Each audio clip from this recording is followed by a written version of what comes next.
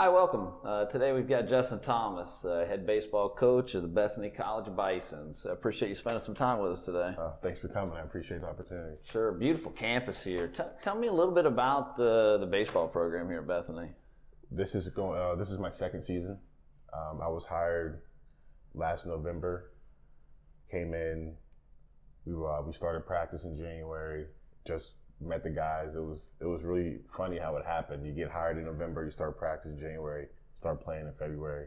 I'm familiar with the program because I'm originally from Western PA, but familiar with the conference because I'm from Western PA, and a lot of the teams in the conference are from Western PA. But last year we had a really good season. We finished 27-16. We were the 4 seed in the conference tournament. It was Washington, Jefferson, Grove City College, Waynesburg University, and ourselves. We finished runner-up. We lost to Washington Jefferson the first game, and then the second day we won 2 games. Elimination day, we defeated Waynesburg University and then Grove City College, and then we ended up losing to a really good Washington Jefferson team. They're well coached, have a good program. They ended up going to the Division III World Series, and I think that was twice in the last 4 years. So those seniors had gone twice. They were a well-oiled machine. They're a really good program, really coached well, do everything the right way. So it was, but overall, last year was a good year for our program, and this year we're 2-2 right now, looking to move forward and get back to championship day and hopefully come out on top. I'm an old D3 guy myself, so I appreciate it. So tell me a little bit about your playing background, how you got into coaching, kind of what led you to last November. Well, I'm originally from Ambridge, Pennsylvania, which is, to give you an idea, maybe 20 minutes from the airport, Pittsburgh International Airport. Graduated high school in 2005. I played in high school. I moved to Austin, Texas. After I graduated high school, I enrolled at a community college. I was living with some family, and I decided to come back. And whenever I decided to come back, I applied to 3 different schools. And Slippery Rock University was my first choice. I got in, went to school that following fall and walked on, tried out. I made it, was going through fall practice, and then I had a meeting with the compliance officer that all of my credits didn't transfer. So then I had to sit out a year. So that was my first taste of NCAA eligibility. Whereas my GPA wasn't below, I was still in good standing, but all of my credits didn't transfer. So then fall of 06, spring of 07, I had to sit out because I had to do 1 year. And then the next 3 years I played as a relief pitcher, a sidearm relief pitcher at Slippery Rock University. Awesome. So talk to me a little bit about your role in the recruiting process. As the head coach, what are your responsibilities? What is it that you do in the recruiting process, having multiple guys underneath you? A lot of us, to be honest with you, we do the same thing. We're online constantly. We go out to showcases, we go out to camps, we go to games, we go to practices, stuff like that. And what we try and do is we try and get ourselves out there as much as we possibly can. So if there's a showcase in Morgantown, I may say to one of my assistants, hey, I need you to go to this. Or if there's a game in the fall, and I say, hey guys, I'm going to this game in the fall. If there's anybody for practice, this is what I need done in practice. Especially if I'm going to see multiple guys or somebody I think that can have an impact right away. We'll map out practice. I'll let my assistants run practice. I'll go see that game, and then usually a high school player or even parents that see the head coach take things a little bit more seriously than when they see an assistant. Not that they don't disrespect the assistant, Everybody's excited to see the guy. Everybody wants to see the head coach, right? Yeah. Or they want to get a text or email from the head coach. And that's one of the other things, too. There's times where my assistants can have interactions with the young man, and then they kind of fall aside, and then I'll say, hey, send me his information. I'll reach out. Then it's like, oh, the head coach, emailed me. Now I got to respond. So sometimes it's using my title in that manner is a little bit different, but we all share the same responsibilities as far as looking online, as far as going to showcases, going to camps. Hearsay, sometimes an assistant might get an email and they bring it to me, or I might get an email and it may be from one of their areas where they're from, or maybe a player on our team from the same area, but hey, do you know this last name? and things like that. But it's collective. It's collective. Just like winning a game, it takes everybody. So tell in that recruiting process, what's the hardest part from your perspective? I mean, you've been a high school coach, you've coached at the college level. What's the hardest part in your role now as a head coach? When it comes to recruiting? Yeah. Getting them to campus. Getting them to campus is part of it, and the other part is getting a high school kid to sit down and do their application, to make sure they send their transcripts in, make sure their test scores are sent in. And usually, obviously, as recruits come in, they do what they're supposed to do, but now you just have to continue to, hey, did you get your application in? Hey, did you make sure your transcripts are sent? Double check just to make sure. Counselors are sending transcripts every day from now until school's out, because all the seniors are looking to go to school. Just double check. Doing the small things like that and just staying on the recruits, all of them, to make sure that they get in, because it's great to want to go to school somewhere, but as far as the academic side of things, if you're not admitted into school, then there's nothing that we can do for you. So I can like your video and I can go watch you throw and you do great, but if we're not getting our application and our transcripts and our test scores sent in, there's only so much we can do, because once that's taken care of, then we can really push forward and say, okay, this is what the financial aid package will look like, and did you do your FAFSA and all that kind of stuff. So as you look back at the process, guys you've recruited, and seen them walk through, what's the most rewarding part of that process? The most rewarding part would be seeing them here in the fall, the first team meeting, where you have your seniors that have been here for a while, and then you have the freshmen that are just coming in that you've seen you've been texting and emailing all spring and summer and stuff like that. That first team meeting where you're handing out papers and gear and all that kind of stuff, giving them the calendar for fall practice and realizing hey, they're actually here. That first practice when you're hitting the fungos or throwing them BP or watching them throw off the mound and they're here. Whenever you kind of get on the field, stuff like that, that's probably the most rewarding, when you say, man, I put in all this effort to get this young man here, this young man here, and they're here now, so now we can finally, go to work. So one of the things I get from parents all the time is, what events do I need to get my son to? Where are the pipelines for you guys? What are the showcases, the tournaments, the teams? Where do you go? Where's the well for you guys? The states that we recruit the most probably are Pennsylvania, West Virginia, and Ohio. Virginia as well. We have a young man here from Canada, but I saw him in Ohio. Okay. So as far as the WPIAL showcases, Western Pennsylvania is big for us. Anything usually in Morgantown draws a lot of West Virginia student athletes there.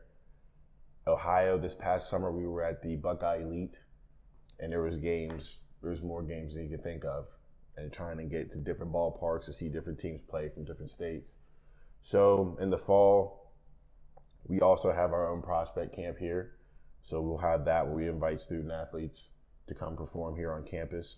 We also go to the Ed Santa Showcase that's in Morgantown. In the summertime, you'll see us at different games. You'll see us at different showcases, whether it's Ohio, PA, West Virginia. I believe as of right now, outside of the tournaments that we host this summer, I'll be in Cleveland, I'll be in Columbus, I'll be in Washington, D.C., and definitely be in Western Pennsylvania. So as far as the places where you should go, I would definitely look at the websites and the programs that put what schools are attending. I think those are a little bit more credible, where you can go on a website and say, hey, these 30 schools are attending, and okay, there's Division 1, 2, 3, and junior college, a few NAIA that are all going to be there. This might be a place where I want to go. Whereas if there's only 5 to 7 schools there, not saying it's a bad opportunity, because somebody there may be the school for you, but in regards to depending on the financial situation and paying for all of them, you probably want to go where there's going to be a large amount of schools. So a lot of parents, you mentioned your camp, the team camps or the prospect camps that you guys run. How big of an event is that in your recruiting process? A lot of people say, oh, that's just money makers for the school. They don't get kids that way. How does that actually play out for you guys here? Last year was the first time that this past fall was the first time that I've run it here. This was my first fall here, being hired in starting right after Thanksgiving the year before. As of right now, there is 3 to 5 young men that are still on our recruiting board. 2 of them very high that we saw initially at that prospect camp here on campus. And again, this was the first time that we had one. And we had about 50, 55 young men here, grades 9 through 12. So I think it was definitely beneficial to the point where my assistants and I are considering doing 2. And it's tough to do in the fall because a lot of young men are playing high school football. So if we have it on a Saturday and you're starting quarterback and you're a pitcher, you might not want to get on the mound Saturday morning if you had a rough one Friday night. That makes it a little bit tougher. But we're looking to do one in November and then maybe in August. So maybe the high school football players that may be able to come in November a little bit towards the end of the season, whereas in August they may be in camp or something like that.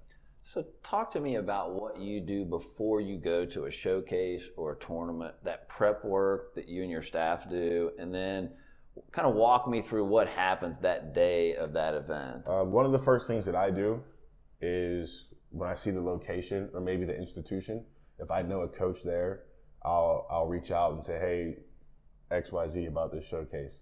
Hey, are you planning on being there? Like, yeah, man, I'll be there. What other schools are going to be there? So now So even from a coach's standpoint, you're looking at that. Okay. I'm looking at it too because you want to see what other, I'll say for us, Division III programs are going to be there. So if I get to the showcase and there's the whole PAC conference is there and the OAC conference is there, I need to be there. These are the guys that I'll be playing against, especially in conference. So I definitely need to be there. I was at a showcase this December in Columbus, Ohio, and there was one other, it was myself and another team from our conference. We're the only 2 from our conference that were there. And I think that's good for not only for them, but for us, because any chance that we get in conference, it's like, hey, we're going after the same guys. It's competitive. There's no disrespect between the programs or anything, but it's competitive to see another coach looking at the same players that you are. Sure. So walk me through. So let's say you're going to it's a travel tournament, it's a weekend tournament. What's a day look like for you? I definitely want to look at the schedule to see who's playing and what time, especially if there's going to be different fields. So I can see if there's an 8 o'clock game here and a 10:30 game that's only 15 minutes away. That might be my second game of the day. Then I may go a little bit further to the 3rd game and see if I can get a 4th game. But now, are you spotting guys? Do you have a list when you go of guys you're wanting to see when you get there, and then like just maybe if you run across somebody there, how's that work? I usually not necessarily have a specific player, but maybe a program. So if there's a travel organization that I'm familiar with that I've known has put out credible high school players into the college level, I might want to go see those guys play. So you're drawn to those fields where those teams are playing because right. Hey, there's going to be dudes there. And then also location. So an example I'll give you is this past summer at Buckeye Elite, there was 2 games going on at the same time where it was 2 Pennsylvania teams playing 2 Ohio teams. And the part of Ohio that they were from was Southwestern. So we're looking at an hour and a half from Bethany College and Western PA, which is usually an hour and a half. So between the 2 games, I'm seeing 4 teams play right where we usually recruit from. So I get a list of the rosters and I'm watching games. I'm going back and forth, which is tough because you always miss something, but you're trying to do your best part as far as watching both games. You circle names, get information. You might reach out to their coach and give me a little bit more in this guy's background, family background. Not too personal, but there's some things you may need to know in regards to a parent or guardian. A situation like that before you go into the actual conversation with the recruit. So I'm a player. I've done some research. Bethany's on my list. It's a college I'm interested in. What do you recommend I do as a player to kind of start the process or let you know I'm interested? Send us an email. I would send myself and or my assistants an email. What we can do from that point is we'll set up a visit. Whenever you come visit, the first thing you'll do is we'll meet and greet you in admissions. You'll go with an admissions counselor. They'll sit down and talk to you with your parent or guardian. You'll tour campus. We will meet you back about at 45 minutes to an hour later. We'll meet you in the cafeteria for lunch. After lunch, we'll tour you. We'll send you down. We'll go to the baseball field. We'll tour the baseball field. We'll talk a little bit about baseball there, and then we'll come up to the recreational center, where you can see our weight room, our indoor practice facilities, and then you'll see where our coaches' offices are. And then whenever we get inside, we usually talk more about what happens in regards from the moment you get to campus all the way through to around Mother's Day, the end of your first year. We'll walk you through school, we walk you through baseball, we walk you through off-season training, and then we'll walk you through practicing 5 or 6 days a week, and then how we play our 40-game schedule. We'll talk about fundraising. We'll talk about your academic responsibilities outside of just going to class. And then if there's any other questions after that, feel free to ask. If you think about it driving home, you can send a text or an email. We'll get back to you as soon as possible. So what's being a D3 school, not able to offer athletic scholarships, how do you help families financially afford to go to school? Well, the number one thing is going to be the student athlete's academics. The higher the grade point average, the higher the SAT score or ACT score, things like that, you'll get more funds. You get more funds. So basically any funds that you receive are going to be all academic based. There's also outside scholarships that don't come from the institution that are usually unlimited. Now you have to do your homework on those, but they're unlimited. Obviously, the school will offer you academic funds, and then you have your FAFSA for financial aid. Then depending on what's left, you have the opportunity for you or your parent to take out a student loan. I know a lot of people are afraid of the word student loan, but what I've learned as I've gotten older is that student loans, number one, help me get to where I am now.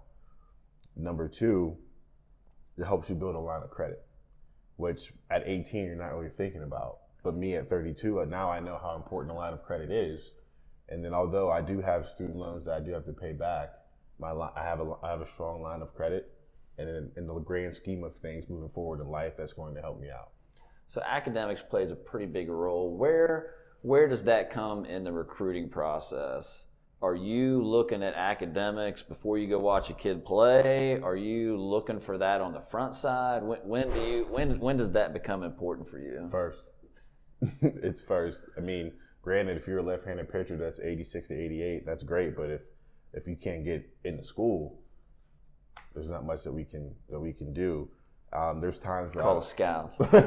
Maybe, yeah. There's a lot of times where I receive an email from a student athlete, and well-written email. He talks about how he wants to play baseball in college. He's from the area, maybe he wants to stay close to home, and he sends a video or two, and I'll watch the video and I'll email back and I say, hey, this video looks nice, but can you tell me your GPA and SAT score and stuff like that?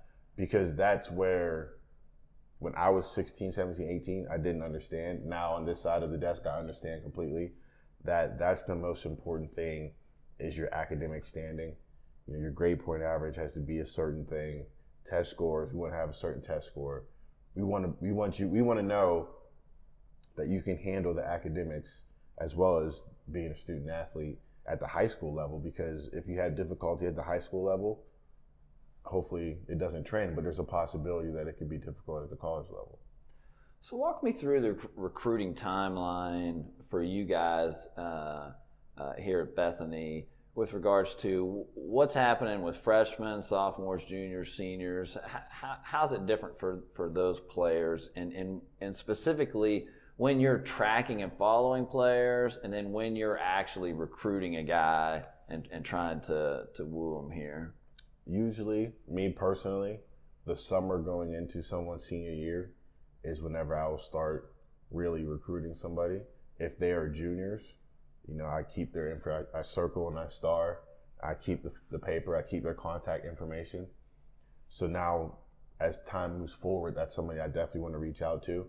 So this summer, I'll be looking at young men that are really going to be graduating in 2021, but I'll have other ones. I'll keep my eye out for other ones too, because it's an ongoing process that never really ends. And the more young men that we can see, that we can circle, that we can star, that we can get on campus, is going to be better for us. Do you guys have many junior college transfers or guys that come from junior colleges? This past summer, I was recruiting a handful of them. A lot of times, it's tougher because a lot of times young men that go to junior colleges usually try to go Division II or higher or NAIA where there's funds. At the Division III, there's academic funds, but there's not athletic funds, which sometimes the junior college players want. So then that way it makes it a little bit tougher.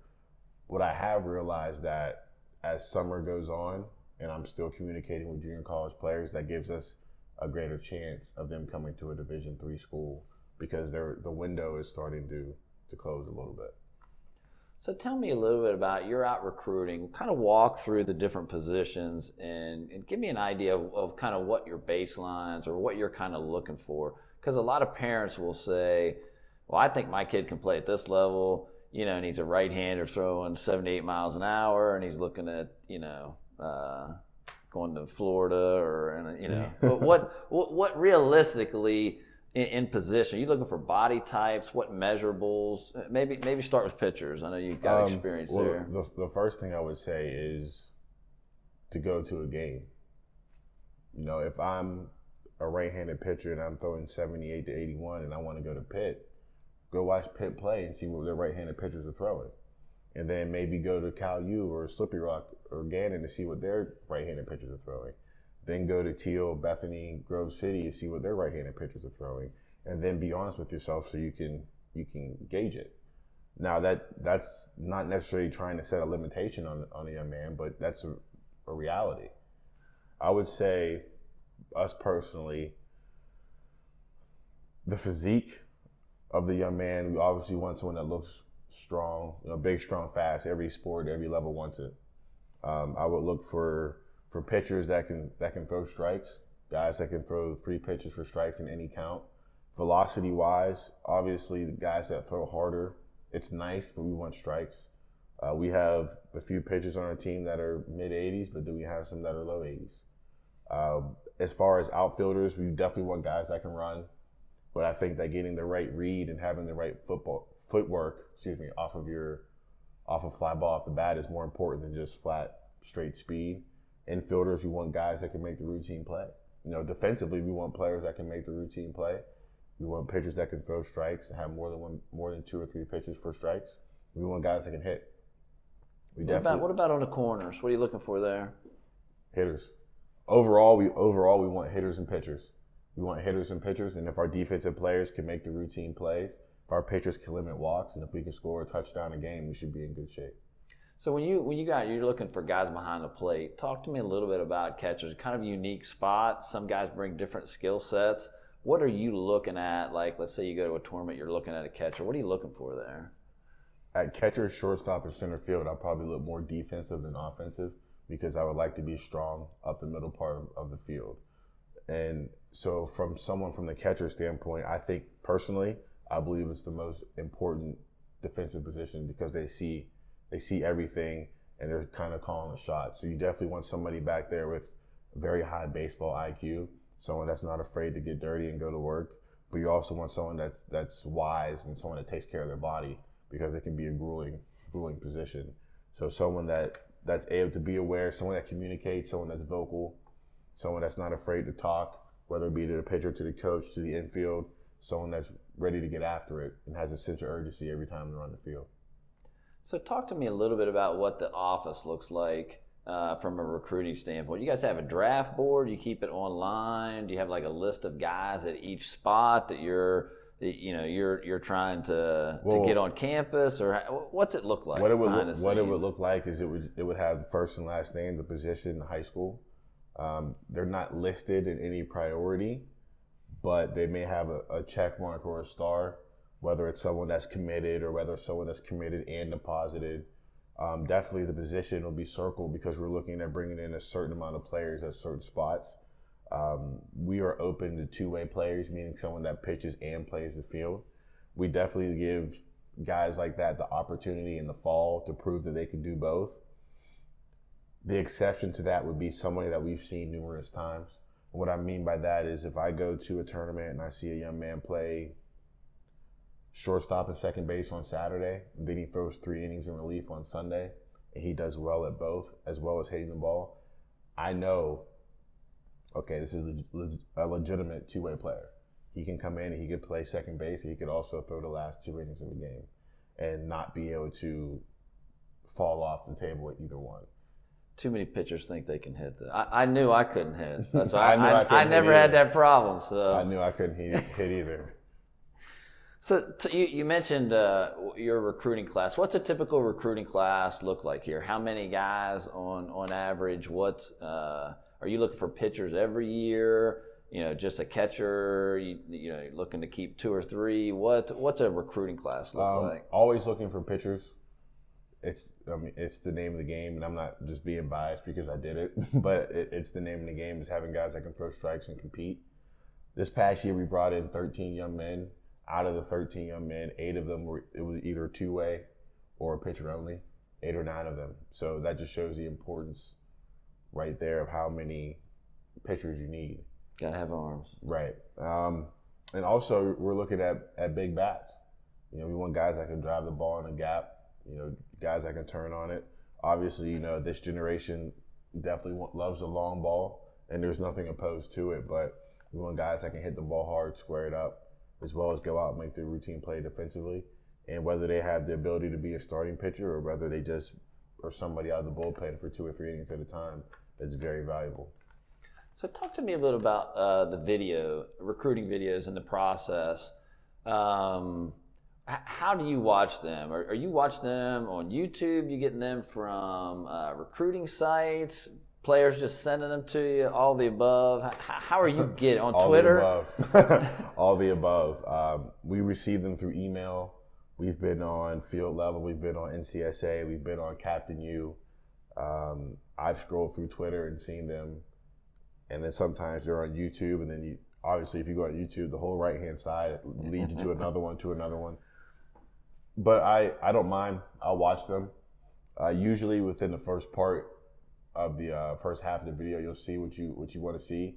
So me being the pitcher, if I see a pitcher's video and I watch him throw 3 or 4 pitches, you'll know whether he's someone that you can at least work with to develop. And that happened this summer. I saw a young man throwing this summer who I saw him throw, and I said, hey, if we can brush up on A, B, and C, I think we'll be in good shape. And luckily he's here. So I'm looking forward to working with them. So as you're watching a video, what are you looking for? Let's say from a pitcher video, what angles? What do you want to see in a great pitcher recruiting video? Strikes. I mean, you want to see game footage? You want to see bullpens? Either one. What's preferable? Either one. It's tough on the young man because if I throw a bullpen on Saturday for a coach and I have to pitch on Monday, I still might be kind of sore. So it's something with pitching, you don't really push it. If it's game film, that's great. If it's bullpen film, that's great too. And just trying to get as many different angles as you can. Personally, I probably like behind the pitcher and then to the side of the pitcher. That way you can kind of see their delivery more than anything else. And then you want to see how the pitch is breaking, the run on the pitch, and the trajectory of the pitch. But most importantly, we want to look at delivery, make sure it's smooth, make sure it's something that we can take and we can work with to have progress. What about hitters? What angles? What are you looking at for hitting video? Cage footage, all right. Game footage. What are you looking for there? Same thing. Both is good. Cage footage is fine. Game footage is fine too. It's a little bit easier for a hitter because you can hit every day. You can hit every day, and I think it's a little bit easier. So I think the more footage that you have, especially for pitchers, is better. For hitters, excuse me. But if you're a pitcher, don't go out and try and make a video for a coach when you just threw 90 pitches 2 days ago. Wait until the next time you throw your bullpen, or wait until the next time you're in a game. Maybe have someone film it while you warm up in the bullpen before the game, and just understand it's going to a college coach. You're not trying to do something extra and feel special. It's about the next 4 or 5 years of your career. What are the bad things you've seen? Maybe some things that were like, oh my gosh, what is going on in this video? I think something that's going to be very beneficial is for a young man, including their parents, is to ask for help on how they should shoot the video. Whether it's asking a coach, whether it's asking a college coach, a high school coach, maybe a college player, someone in your neighborhood or someone you grew up with that plays in college, say, hey, I want to send a video out, how should I do it? And personally, I think the video can be 2 minutes max. You're swinging, fielding, pitching, and edit it and send it out. But you want to make sure you don't have to have music in the background. But if you are, instrumental is probably better than lyrics. If there's people talking in the background, you probably want to try and tone that out, just because you don't want to. You never know what somebody's going to say, and then you send it out, and then you could shoot yourself in the foot before it even click play. So just the small things. I think the really good thing would be to ask somebody, send an email, hey coach, I want to send you a video of me pitching. Is there anything you want to see specifically? Some coaches may have a list of things. Me personally, whatever you have is fine with me, because I know it's a lot. It's a lot for a coach who has his own family to stay after practice and shoot, a video of you, and your parents are coming from work and they're waiting in the parking lot, and there's a lot of different things that go on. Whatever video you can get from me is fine. But you're not looking for some $600 professionally made video. Not at all. You don't need that, right? Not at all. Not at all. If it's on the phone for 2 clips of 45 seconds and then you text it over, hey coach, I was hitting today. What do you think? That's perfectly fine. So what about the recruiting questionnaire on the website? How big a thing is that? Do you want guys to fill that out? Doesn't make a bit of difference. How do you guys use that information? I think it's beneficial, because in the recruiting process, the coaches are out looking for you, but sometimes you have to recruit yourself. So that goes to sending an email, or maybe filling out the questionnaire, submitting it to the athletic department, to the coaching staff, and then that way we can kind of do some research online and try and find some video online, and maybe find your high school stats, and then let's see if we can set up a visit. Something along those lines. I don't think it's an absolute must, but it's not going to hurt to fill it out. I don't think it's a bad thing at all. If you have the opportunity to fill out a questionnaire, I would definitely fill out the questionnaire and then send an email to the coach letting him know, hey coach, my name is Justin Thomas from Ambridge, Pennsylvania. I just want to let you know I filled out this questionnaire. Here's a little bit about myself. So now you've done it on both ends. So talk to me a little bit about how important it is to have third-party verified information. So you see a kid, you talked about maybe making a phone call to a coach in the area. How do you use like PBR, perfect game, or that kind of stuff to make sure, hey, I can see on his profile, it's 81, not 77, or It's all about credibility. It's same thing as having works cited on a paper in college. You can write all this information, but where's your works cited? Where's your proof? So having it verified lets me know that, okay, if this young man is throwing 83 to 85 and it's verified, I know that that's legitimately 83, 85 and not 76 to 78. And it's just, obviously 83, 85 is a little more appealing. So it's you can't put it past a young man for trying to do something like that. But when it's verified, or whenever you can call a high school coach and say, coach, this is what he's throwing. Sometimes you'll see like on Twitter, someone throwing a bullpen and then the pocket radar is in the video. It's just credibility, reliable source. So you mentioned the high school. Talk to me a little bit about when you're looking for recommendations, or a kid sends you a profile and he's listing some coaches. How important is the high school coach's recommendation versus a travel team recommendation versus an independent instructor? What are you looking for when you're looking for references? I would probably say more so coaches than an individual trainer, but I do think all three are important. And the reason why I say coaches is because now if you're my coach, I'm interacting with 15 to 17 other young men, and they're probably 1 or 2 other coaches. So now you're going to see my characteristics as a person. Because yes, you want to bring in good baseball players, but we want to bring in good students, and we want to bring in good people. So we want all those things in one. So I could be great if you're giving me hitting lessons 3 times a week for an hour, but what happens whenever I'm not starting in left field? Am I on the fence cheering on my teammates, or am I over here on my phone tweeting?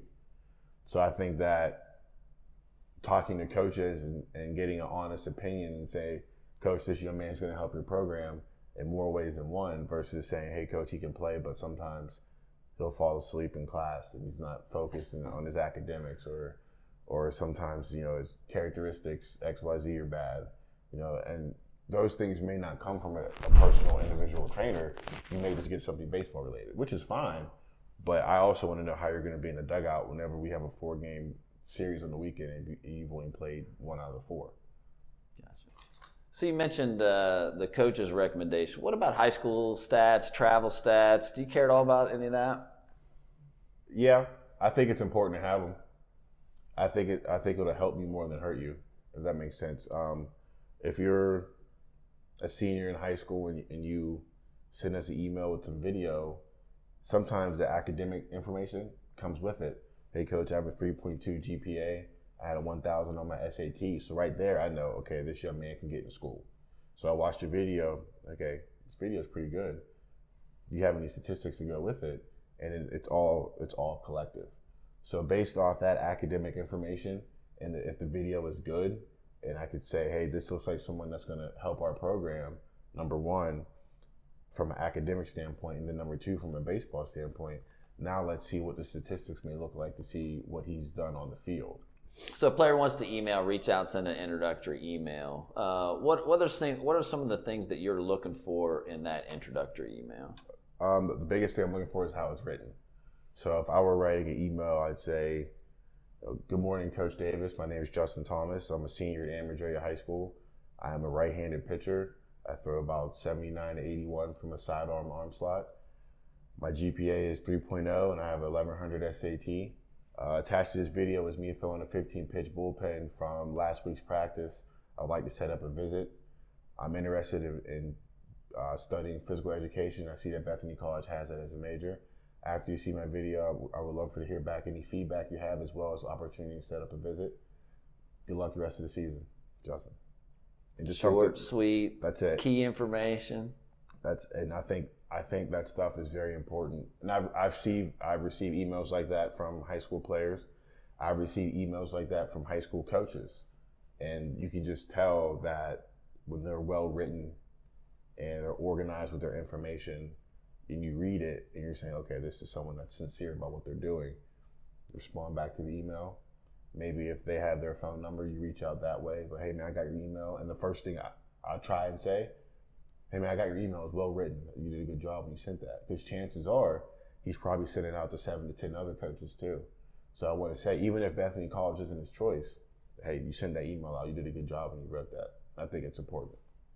So talk to me a little bit about the recruiting rules. So D1, D2, all kind of rules about timing. You know, you can do this, you can't do that.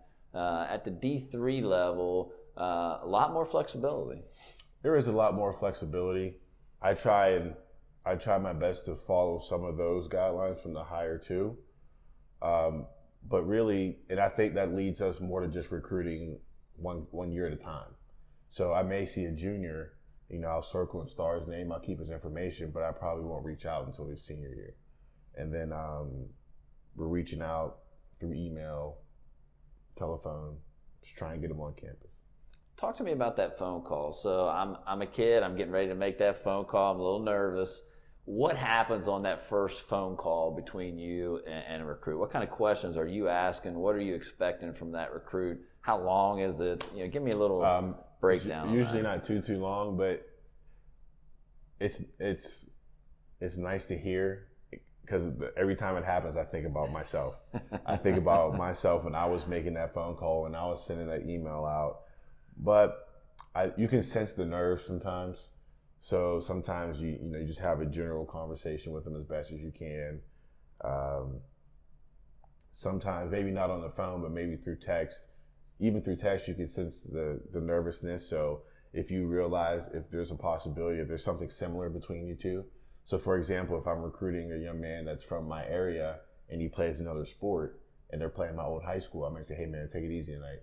And then that may help him loosen up a little bit so we can have a genuine, regular conversation. But you just want to talk about what their plans are as far as their academic and athletic careers, where they plan on going to school, what they plan on studying, you know, what they want to do and what they're doing at the current moment. Hey, you working out, yeah, coach, I'm going to the gym 3 times a week, or I play basketball, or I wrestle, so I'm in season right now. So okay, you're being active. That's one step in the right direction. And we just want to have as much of a conversation as you can, so they understand that we're human, for lack of a better term, and that we're nobody to be afraid of. But I can understand the nerves talking to a college head baseball coach as a high school junior or senior. So once that starts, I've sent the introductory email. We've kind of reached out, talked on the phone. How often does that happen? Are you talking every day, once a week, every other month? What's the normal? From the coaching standpoint, we probably try it once a week. Maybe not phone call, but maybe through a text or an email, just to touch base with them, or especially if you get information from admissions. So if I have a young man on campus on Monday, and then by Thursday I get an email from admissions that says, hey, he submitted his application, and I'll text him, hey man, I received your application. That's a good job. You got it in quickly. Make sure you do your FAFSA. Make sure you see the transcripts. So just staying on them about stuff like that, but keeping that interaction going. And then you have to understand that they have things going on in their lives. They're seniors in high school. Some are playing other sports. So you do give it a couple days, and then you say, hey man, I just want to check on you, see how you're doing, see how things are going. Did you get those transcripts sent in yet? Especially I try my best to keep in contact with recruits that I know are playing other sports. So instead of obviously asking them how they're doing, but we'll say, hey, how's basketball going? And then we have a conversation about basketball, even though I'm recruiting them for baseball, just so they don't feel that I'm hammering them about the same thing over and over. That, hey, I can have a conversation with Coach Thomas. He's actually interested in how my team's doing in high school basketball. And I've had that conversation before. And of course, at the end of the conversation, we touch back to the baseball recruiting and things. But we can't always, I feel personally, that we can't always hammer them about the same thing over and over. Because if you think back to whenever you were a teenager, getting hammered over and over and over, after a while you're like, okay, relax. But I think it's important to have a conversation with them to let them know that you're human.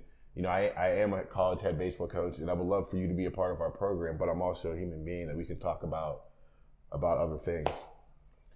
So, with regards to reaching out, I get different answers from different coaches. So I'm always interested. Is it okay to text you right off the bat before an email or phone call? And also social media. Can I DM you on social media right off the bat, or is that something to wait till that's a little more personal? We'll wait. What's your thoughts on that? I would definitely suggest an email first, and it would depend on the relationship. Maybe with a coach. So, for example, if there's one of my college teammates coaches a young man that I'm recruiting, I'm okay if he calls me because there's a prior relationship between myself and one of his coaches. He calls me, hey Coach Thomas, this is such and such from such and such high school. Oh, okay, man. How's Coach treating you? You doing all right? That's a little bit different than somebody that you may not have reached out to, or vice versa, and you answer your phone and you're kind of thrown off for a second. The email first definitely helps. Do you do much on social media as far as direct messaging with players? I've received direct messages on Twitter, and I usually try and pass my phone number. That way we can interact directly that way. I'm not opposed to it. Again, and I know it sounds like I've said this, it's like a broken record, but I remember myself in that position reaching out to as many coaches as I can, and then sometimes you get a response and sometimes you don't. That you never want to be that person that never responds, because you're doing the same thing that was done to you 12, 13 years ago and didn't feel good then, so it's not going to feel good for them. What are some mistakes you see recruits making in the process? You got a kid, you like him, and then this happens or something. What are the mistakes that guys are making that are turn-offs? I would say I think it may not be a mistake at this point, but whenever you commit to a school without letting another coach know, so at that you've already committed to another institution, so it may not be an actual mistake in the recruiting process. But the worst thing is to scroll through Twitter and see a young man that you've been recruiting for 3 months committed somewhere else. And that's fine. If he feels like that's the best option for him, that's perfectly fine, and I wish him the best. But I do think that if I'm recruiting you, you should at least send me a text message and say, hey, coach, thanks for everything, but I'm decided to go to this school. Best of luck to you guys. All right, man. Good luck. Yeah, there's more no's than there are yeses on each side. Absolutely. So. And then that's it. But there's times where I've scrolled through Twitter and I'm like, oh man, I didn't even know. And you see it, and it's not so much the part about losing a recruit, because if you're in this business long enough, you're going to lose them or you're going to get them. But it's more so about how you do it. You know, if I've been texting this young man trying to get him on campus, he comes to campus, he visits, everything's great. You're staying on about the application, he applies, and then I know where he commits somewhere else. Just send a text and say, hey, coach, thanks for everything, but I've decided to go to this school. Best of luck to you in the future. I'll read it and I'll say, hey, man, good luck. Hope everything works. And then that's it. Because what happens if you get to that institution and there's a coaching change, or if you don't like how the program's ran and you want to leave, chances are the first person you're going to reach out to is one of those last coaches that was recruiting you out of high school. And if you burn that bridge, that may or may not work out for you moving forward. So I think it's always good to end things on a positive. That way, if you do have to revisit, it's still on a positive. So tell me, at the D3 level, without having a national letter of intent signing, how do you know when a player commits? How do you know for sure that guy? When do you know that they're on the hook, that they're coming? As far as the admissions department goes, there's a deposit. So you can text me and say, hey, coach, I'm committed to Bethany College. I'm coming in the fall. But that's great. You know, that's good news. We want that. That's important. But whenever you actually deposit, meaning that, hey, I'm giving this financial investment into Bethany College, I will be there in the fall. That's whenever we can really count on you being there. So we can have 8 commits, but if only 4 of them deposited, we really have 4 commits, if that makes sense. So tell me, on the parent side, what are some positive things that parents can do, and what are some of the negative things that you go, oh man, I want 4 years of that? So one of the positive things that you can do is, I think, kind of push your child to make the email himself, to send the text or make the phone call himself. I think one of the positive things that you can do is to make sure that your child is responding to emails and responding to text messages. There's been times where I'll have maybe the son's phone number and the father's phone number. I'm reaching out to the son, not getting a response. I'll reach out to dad, he gets right back to me, and as he gets back to me, the son gets back to me as well. And sometimes that happens. Ideally, we would not want it to happen a lot, because then that's going to tell us that, okay, he doesn't respond. So what happens if we're updating the group message or there's important stuff in there and I didn't see it. What about on the negative side? What are some turnoffs that parents do that make it tough, basically tough on their kids? That's kind of hurting them in the long run. We are, as a coach, we are recruiting a baseball player, recruiting a young man, but we are also recruiting the parents. So what that means is, if mom and dad come to visit and they're not letting their child speak, if I ask him a question and then mom answers it, and then I ask him a question and then dad answers it, in the dugout, mom and dad aren't going to be there. You know, when we're at practice in the weight room, mom and dad aren't going to be there. So there's certain things that I need to hear from his mouth, whether it's genuine conversation or talking about baseball and things of that nature. And I don't mind interacting with parents. It's not a bad thing. It's a good thing. But you also have to let your child be recruited as well. And then that also goes to what may happen on the field. There's times where I've gone to high school baseball games and parents are yelling at their child playing more than their coaches. So, and you hear it, and I try not to make contact with them, but there's been times where I'm recruiting your son, and I don't want to deal with that for the next 4 years, although I would love to have him be, hitting third in our lineup. So then I have to weigh. Like, sure. He can swing. He's a good outfielder, but his dad is harping over and over and over, and you have to weigh your options. And this happened before, and usually, in the grand scheme of things, it's just something you really don't want to deal with too much. So tell me a little bit about the recruiting process. Any funny stories on the road? I mean, you guys are hitting ballparks, going here, there, all over the place. Any interesting stories to share? It's cliche to say, but you never know who's watching. You never know who's going to be there. Whenever I was coaching in South Carolina, I brought a handful of my players to a nearby high school, and we watched their practice. We spoke to their team about what it takes to be a college baseball player, from their mouths and mine as a former player and coach, and them as my players. And the coach and I developed a little bit of a relationship. He had a son that was a senior that was pretty good, so I definitely was trying to recruit him. So I went to go see him play, and he was playing well, no surprise. But also I was watching the other team, and they had a young man on their team who was playing pretty well too. So I started to pay a little bit more attention, and at the end of the game, I spoke with him, I spoke with his coach, got his contact information, and somebody else on his same team emailed me 3 or 4 days in a row about, Coach, I want to come down and play for you. I want you to come back to another game. But during that game, he was walking on the field. He had struck out and he swore through his helmet, but he had no idea that I was paying attention.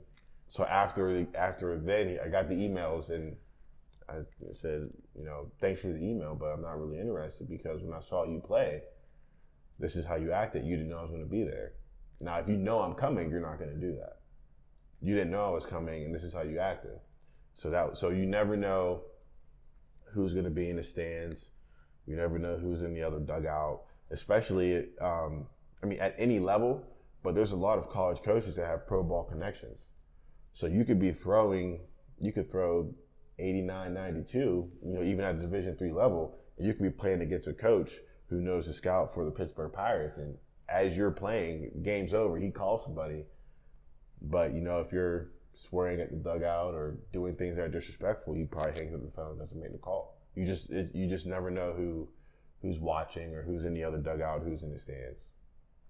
So there's parents out there, there's players out there.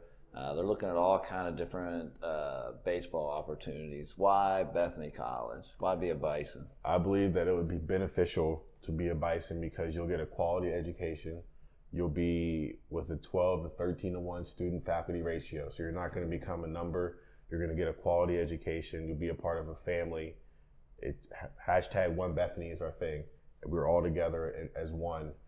And you'll be able to have a good experience as a college baseball player. We're going to work hard all year. We're going to have fun all year. The goal is to win games. The goal is to get to the conference tournament. And the goal is to win it. And I think that between our environment as a baseball program, the institution it's a small campus, so you get more of a family vibe. Beautiful campus. It is. It's really beautiful. You get more of a family vibe, not only from the athletic department, but from the student body. You have fans coming out. You have students coming to support students. And I believe that when it's finished, it's all said and done. You'll get what you want out of your college experience. Awesome. Justin Thomas, head baseball coach here with Bethany College Bisons.